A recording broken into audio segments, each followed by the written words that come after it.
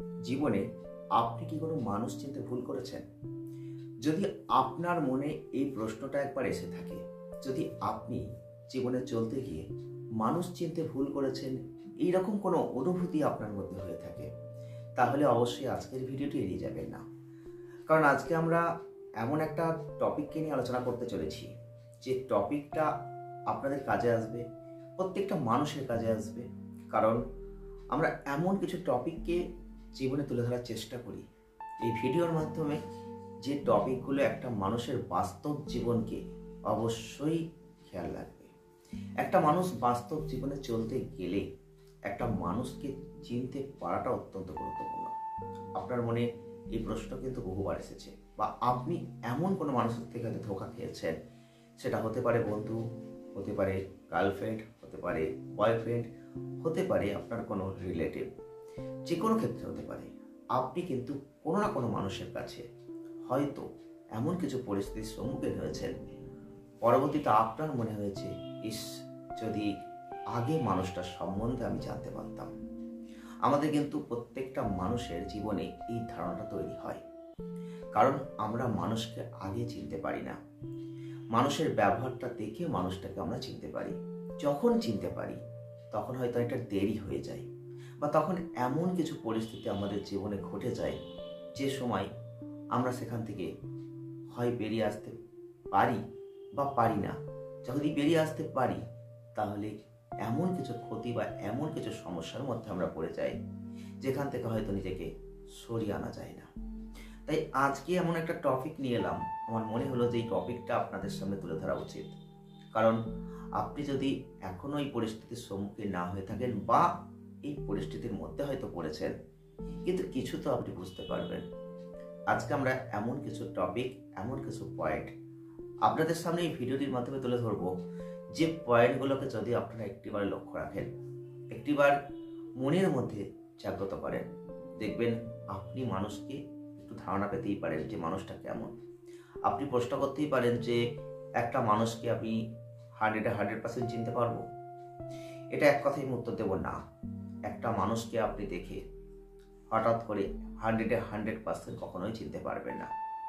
দেখুন, আমি আজকে যে টপিকটা, যে ভিডিওটা বানাচ্ছি, এই ভিডিওটা কিন্তু অবশ্যই যে কোনো মানুষকে চেনার ক্ষেত্রে হতে পারে।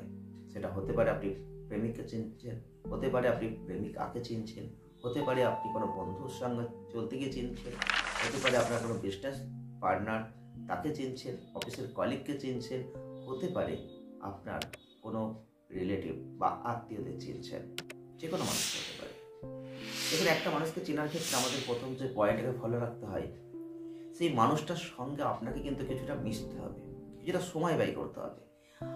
একটা মানুষের সাথে আপনি যখন কিছুটা সময় ব্যয় করবেন, তখন আপনি কিন্তু বুঝতে পারবেন যে সেই মানুষটার মধ্যে কি কি আচরণ রয়েছে, সেই মানুষটার মধ্যে কি কি গুণ রয়েছে, সেই মানুষটার মধ্যে কি কি ভালো দিক আছে, কি কি খারাপ দিক আছে।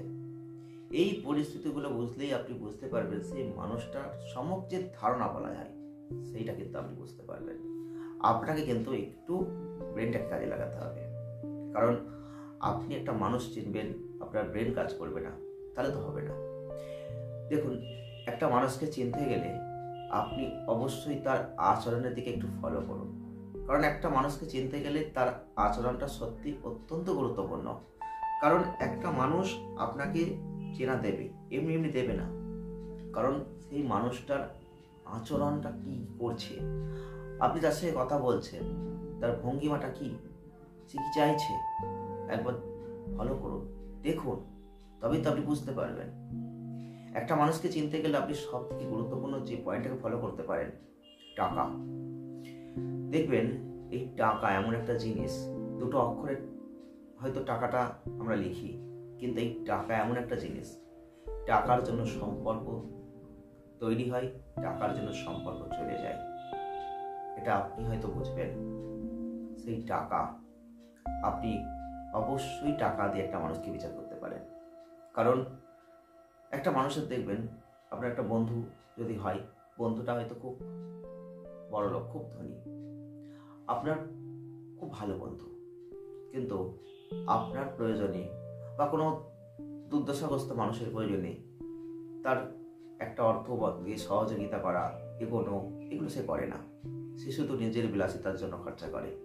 তা প্রচুর টাকা। আপনি বুঝতে পারবেন সেই মানুষটা কেমন।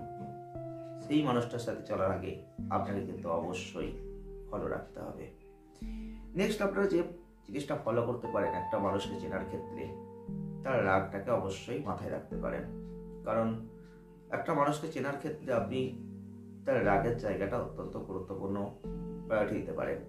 একটা মানুষের রাগ, তার আচরণ কোন দিকে যাচ্ছে, কতটা সিরিয়াস, সেটা কিন্তু আপনি সেখান থেকে বুঝতে পারবেন যে মানুষটা কেমন হতে পারে। কারণ একটা মানুষকে চেনার ক্ষেত্রে তার রাগ কি আচরণ করছে, এটা আপনাকে মাথায় রাখতে হবে। একটা মানুষকে চেনার ক্ষেত্রে ওই মানুষটার সাথে সঙ্গ দিতে হবে।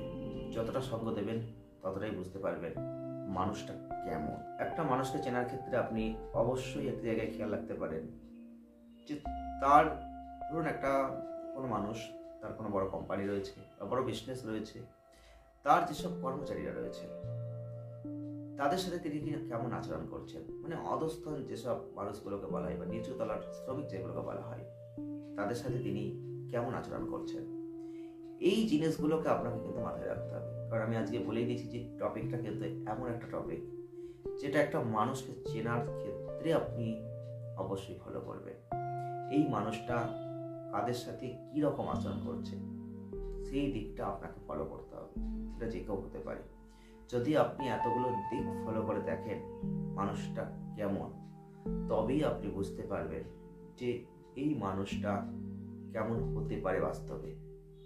প্রত্যেকটা পয়েন্ট আপনাকে গুরুত্ব সহকারে মাথায় রাখতে হবে, তবেই কিন্তু একটা মানুষ চেনা সম্ভব। আপনি ভাবছেন 100% একটা মানুষকে চিনবেন, ক্ষণিকের দেখে সম্ভব না। এটা জীবনেও আপনি পারবেন না।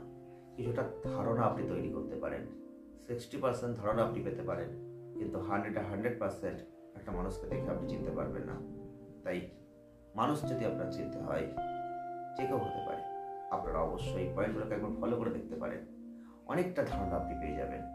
পরে মনে হবে না যে এই ভুলটা না করলেই হতো, বা মানুষটাকে যদি আগে চিনতাম তাহলে হয়তো এত বড় ক্ষতি আমার হতো না। আমরা কিন্তু এগুলো পরবর্তী ক্ষেত্রে ভাবি। তাই এইগুলোকে ফলো করে আপনি আপনার জীবনকে পরিচালনা করুন, দেখবেন আপনি ভালো থাকবেন। ভিডিওটি যদি আপনাদের কোনো ভালো লেগে থাকে লাইক করবেন, শেয়ার করবেন। এরকম ভিডিও দেখতে চাইলে অবশ্যই আমাদের সঙ্গে থাকবেন আর লাইক, শেয়ার, কমেন্ট